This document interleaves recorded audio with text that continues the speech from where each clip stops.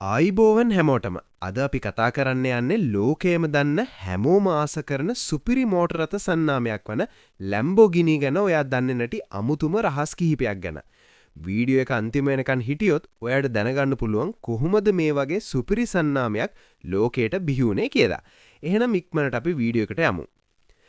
අංක 15ද ඔයාලා දන්නවද ඉතාලි පොලිසිය සාමාන්‍ය වාහනවලට අමතරව විශේෂයෙන් සකස් කරපු ලැම්බෝගිනි රථ පාවිච්චි කරනවා කියලා?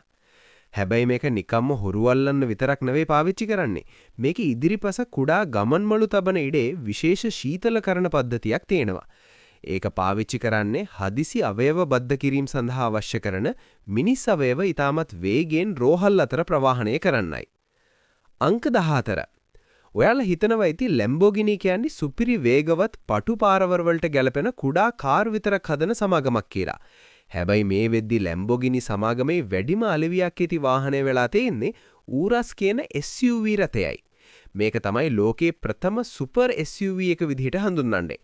සුපිරි වේගය වගේම ඕනෑම ඔෆ් රෝඩ් පාරක යන්න පුළුවන් විදිහට මේක හදලා තිනවා. අංක 13 ලැම්බෝගිනි කිව්වම අපිට මුලින්ම මතක් වෙන්නේ උඩට ඇරෙන දොරවල්.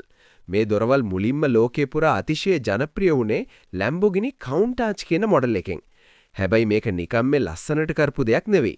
මේ වාහනේ කොච්චර පළල්ද කිව්වොත් සහ මේකේ පිටිපස්ස පෙනීම කොච්චර අඩුද කිව්වොත් වාහනේ පස්සට ගන්නකොට රියදුරාට දොර ඇරලා එළියට එබිලා බලන්න සිද්ධ වුණා.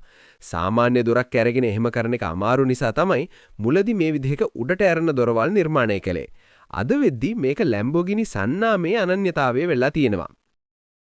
අංක 12 ඔයාලා දන්නවද ලැම්බෝගිනි රථයක් පාරේ යනව දකින්න එක පාසනාවක් කියලා? ඒකට හේතුව මේවයි තියෙන හිතාගන්න බැරි වේගයයි. විශේෂයෙන්ම ලැම්බෝගිනි ඇවෙන්ටඩෝර් රථය ගැන කතා කළොත් ඒක බිඳුවේ සිට පැයට කිලෝමීටර් 100ක් දක්වා වේගවත් වෙන්න නැත වෙන්නේ තප්පර 3ක් වගේ ඊටමත් සුළු කාලයක්. ඒ කියන්නේ ඔයා ඇසිපිය හෙලන සැනින් මේ රථය ඔයාගේ ඇස් ඉස්සරහින් නොපෙනී යන්න පුරුවන්. මෙහි උපරිම වේගය පැයට කිලෝමීටර් 300කටත් වඩා වැඩි. මේට හරියට පොළොව මතු පිට යන රොකට් එකක් වගේ.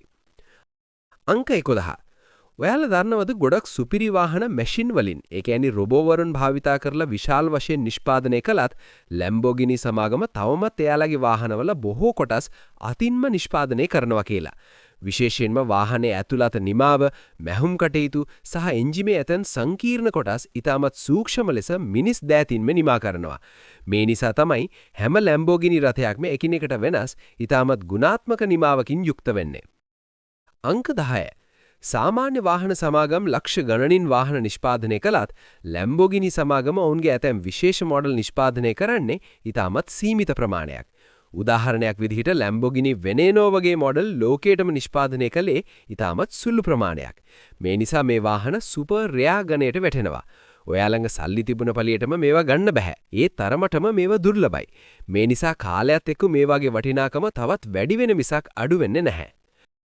අංක 9 ඔයා කවදාවත් හිතුවද ලැම්බෝගිනි කාර් වලට මුර්සියලාගෝ, ඇවෙන්ටඩෝර්, රෙවෙන්ටොන්, හුරාකාන් වගේ අමුතු නම් ලැබුණේ කොහොමද කියලා? මේ හැම නමක්ම වගේ ස්පාඤ්ඤේ ප්‍රසිද්ධ කුළුහරකුන්ගේ නම්. සමාගමේ නිර්මාතෘ ෆෙරුසියෝ ලැම්බෝගිනිගේ උපන් ලග්නය ටෝරස් වුණු නිසා වගේම පොඩි කාලේ ඉඳන් ඔහු කුළුහරකුන්ට ගොඩක් ඇලුම් කළා. ඒ නිසාම ඔහු තීරණය කළා Tamanගේ හැම සුපිරි රථයකටම බලවත් කුළුහරකෙකුගේ නමක් තියන්න. මේ නම් පිටුපස්සේ තියෙන්නේ ලොකු ශක්තියක් සහ ජවයක්. අංක 8 ලැම්බෝගිනි කිව්වම අපිට මතක් වෙන්නේ රත්තරන් පාටින් දිලිසෙන අර කුළුහරකාගේ ලෝගෝ එක. මම කලින් කිව්වා වගේ නිර්මාතෘ ෆෙරුසියෝගේ ලග්නය ටෝරස් වීම එක හේතුවක් වුණාට මේ ලෝගෝ එක පිටිපස්සේ තවත් කතාවක් තියෙනවා. ඔහුට අවශ්‍ය වුණා ෆෙරාරි සමාගමේ අශ්වයාගේ ලෝගෝ එකට වඩා බලවත් ශක්තිමත් පෙනුමක් Tamanගේ සන්නාමයට ලබා දෙන්න. ඒ නිසා තමයි සටනට සූදානම් වෙන කුළුහරකෙක්ව තෝරාගත්තේ. මේ ලෝගෝ එකෙන් කියවෙන්නේ පසු නොබසන උත්සාහය සහ අසීමිත ශක්තිය කියන එකයි. අංක 7 ලැම්බෝගිනි රථයක ජන්මපත්‍රය බැලුවොත් ඒ හැම එකකම ලියවෙලා තියෙන්නේ එකම ලිපිනයක්. ඒ තමයි ඉතාලියේ සෑන්ට් ඇගෑටා බොලොනීසි කියන කුඩා නගරය. 1963 වසරේ සමාගම ආරම්භ කළ දවසේ ඉඳන් අද වෙනකම්ම මේ ප්‍රධාන කර්මාන්ත ශාලාව පිහිටලා තියෙන්නේ මෙතනමයි. විශේෂත්වය තමයි Lamborghini සමාගම කොයිතරම් දියුණු වුණත් ඔවුන් Tamanගේ හෝම් බේස් අතහැරලා වෙනත් රටකට හෝ වෙනත් නගරයකට නිෂ්පාදන කටයුතු අරන් ගියේ නැහැ. ඒ තරමටම ඔවුන් Tamanගේ ඉතාලි උරුමය ගැන ආඩම්බර වෙනවා. අංක 6. ඔයාලා දන්නවද Lamborghini සමාගම එක කාලෙක ගුවන් යානා එන්ජින් හදන්නත් සැලසුම් කළා කියලා? ඔව්. ඔවුන් සතු වුණු ඒ සුපිරි එන්ජින් තාක්ෂණය ගොඩබිමට විතරක් සීමා කරන්න ඔවුන් කැමති වුණේ නැහැ. විශේෂයෙන්ම ඔවුන්ගේ V12 එන්ජින් වල බලය කොච්චරද කියනවා නම් ඒවා ගුවන් යානාවලට පවා ගැලපෙන බව ඔවුන් විශ්වාස කළා. ඒ වගේම ඔවුන් ඊටමත් බලසම්පන්න මැරීන් එන්ජින්ස් නිර්මාණය කරලා තිනවා අධිවේගී බෝට්ටු සඳහා. ඒ කියන්නේ Lamborghini කියන්නේ පාරේ යන කාර් එකක් විතරක් නෙවෙයි, ඒක පවර් හවුස් එකක්. අංක 5. ඔයා හිතුවද Lamborghini සමාගම මුලින්ම හැදුවේ සුපිරි මෝටර රථ කියලා? නෑ. සමාගමේ නිර්මාතෘ ෆෙරුසියෝ Lamborghini මුලින්ම පටන් ගත්තේ ට්‍රැක්ටර් නිෂ්පාදනයෙන්. දෙවන ලෝක යුද්ධයෙන් පස්සේ ඉතිරි වුණු හමුදා වාහන කොටස් එකතු කරලා ඔහු ඊටමත් සාර්ථක ට්‍රැක්ටර් ව්‍යාපාරයක් ගොඩනැගුවා. විශේෂම දේ තමයි අදටත් ලෝකේ ඇතැම් රටවල Lamborghini Trattori නමින් සුපිරි ට්‍රැක්ටර් අලවිවෙනවා. ඉතින් ඔයාට Lamborghini එකක් පදින්න ඕනේ නම් ඒක අනිවාර්යෙන්ම කාර් එකක් වෙන්නම ඕනේ නැහැ. අංක 4. ඔයා දන්නවද අදවන විට Lamborghini සමාගම ස්වාධීන සමාගමක් නෙවෙයි කියලා? 1998 වසරේ සිට Lamborghini සමාගම අයිති වෙන්නේ ජර්මනියේ Audi AG සමාගමටයි. Audi සමාගම මේකට සම්බන්ධ වීමත් සමග Lamborghini රථවල තාක්ෂණය සහ විශ්වසනීයත්වය ඉතා ඉහළ මට්ටමකට පත් වුණා. ඉතාලි කලාව සහ ජර්මානු ඉංජිනේරු ශිල්පය එකතු වුණාම මොන වගේ වෙයිද කියලා දැන් ඔයාටම හිතාගන්න පුරුවන් ඇති. අංක 3. ඔයාලා දන්නවද Lamborghini සමාගම බිහි වෙන්න ප්‍රධානම හේතුව Ferrari සමාගම සමග ඇතිවුණු පුංචි රණ්ඩුවක් කියලා. Ferruccio Lamborghini මුලින්ම පාවිච්චි කළේ Ferrari රථයක්.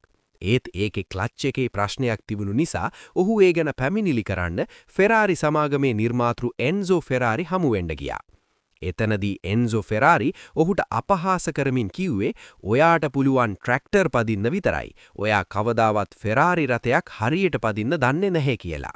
මේ අපහාසය දරා ගන්න බැරි වුණු Ferruccio Ferrari වලට වඩා හොඳ කාර් එකක් හදනවා කියලා හිතාගෙන තමයි Lamborghini සමාගම පටන් ගත්තේ. අංක 2. Ferruccio Lamborghini කියන්නේ නිකම්ම සල්ලිකාර ව්‍යාපාරිකයෙක් නෙවෙයි. ඔහු ඊටමත් දක්ෂ කාර්මිකයෙක්. දෙවන ලෝක යුද්ධයේ කාලේ ඔහු ඉතාලි ගුවන් හමුදාවේ ම්‍යාන්ත්‍රික අංශයේ සේවය කළා. ඒකෙන් ඔහුට ලැබුණු අත්දැකීම් කොච්චරද කියනවා නම් ඔහුට ඕනෑම යන්ත්‍රයක් අතින් අල්ලලා ඒකේ තියෙන ලෙඩේ කියන්න පුරුවන් මට්ටමේ දක්ෂතාවයක් තිබුණා. ඔහු මුලින්ම Ferrari රථයක් අරගෙන ඒකේ තිබුණු දෝෂය ගැන Ferrariට කිව්වම Enzo ඔහුට අපහාස කළේ ඔහු ගොවියෙක් කියලා හිතාගෙනයි. හැබැයි ඒ ගොවියාට තිබුණු ඉංජිනේරු දැනුම තමයි අද ලෝකයේ මිල අධිකම සුපිරි රථ බිහි කරන්න මුල් වුණේ. අංක 1. මම කලින් කිව්වා වගේ Lamborghini කියන මෝටර රථ සන්නාමය ලෝකයට බිහි වුණේ පලිගැනීමක් විදිහට කියන එක ගැන කිව්වොත් Ferruccio Lamborghini Tamanගේ Ferrari රථයේ තිබුණු දෝෂය ගැන Enzo Ferrariට කිව්වම Enzo ඔහුට ඊටමත් පහත් විදිහට අපහාස කරලා කිව්වේ ප්‍රශ්නේ තියෙන්නේ කාර් එකේ නෙවෙයි ඒක පදින ගොවියාගේ කියලානේ. මේකෙන් දැඩිසේ කෝපයටපත් වුණු Ferruccio එතනින්ම තීරණය කළා මම Ferrari වලට වඩා හොඳ කාර් එකක් හදලා ඔයාට පෙන්නනවා කියලා. අන්න ඒ පලිගැනීමේ චේතනාව සහ Tamanගේ හැකියාව ලෝකයට ඔප්පු කරන්න තිබුණු දැඩි උවමනාව නිසා තමයි අද අපි දකින්න මේ සුපිරි Lamborghini අධිරාජ්‍යය බිහි වුණේ. ඒ කියන්නේ එදා Enzo Ferrari ඒ අපහාසය කළේ නැත්නම් අද ලෝකයේ Lamborghini කියලා කාර් එකක් දකින්න ලැබෙන්නේ නැහැ. ඉතින් මේ තමයි ලෝක ප්‍රසිද්ධ Lamborghini කියලා ඔයා නොදන්න රහස් කිහිපයක්. පුංචි ට්‍රැක්ටර් හදන ගොවියෙක්ට කරපු අපහාසයක් නිසා ලෝකයේ වේගවත්ම සහ සුපිරිම මෝටර රථයක් බිහි වුණේ හැටි හරිම පුදුමයි නේද? ජීවිතේ කවුරු හරි ඔයාට අපහාසයක් කළොත් ඒක කඩා වැටෙන්න හේතුවක් කරගන්න එපා. ඒක Lamborghini එකක් හදන්න තරම් ලොකු හයියක් කරගන්න. මේ වගේම තවත් වටිනා කුතුහලයේ තිරුණු වීඩියෝ බලන්න අපිව subscribe කරලා තියාගන්න. එහෙනම් අදට සමුගන්නවා. හැමෝටම ජය වේවා.